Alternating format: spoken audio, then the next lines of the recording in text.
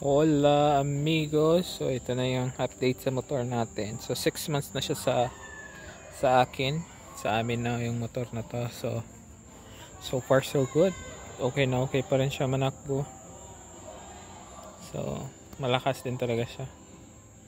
So dati nung bago ko nang bili ito, medyo hirap na hirap ako kasi medyo mabigat siya.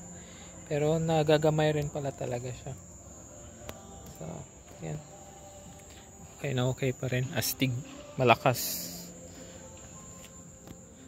na motor. Ang bilis. Kasi parang ano lang, ilang seconds lang kayang mag 100 kilometers per hour siya. So ganun siya kabilis yung arangkada niya. And panalo. And good thing here in Panama kasi pwede siya sa expressway.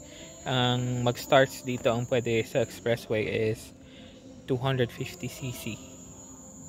So pasok na pasok sa banga. Okay na okay. Kaya okay pa din. Nice. Ito siya ay Vogie 300R. Nice. So magandang motor.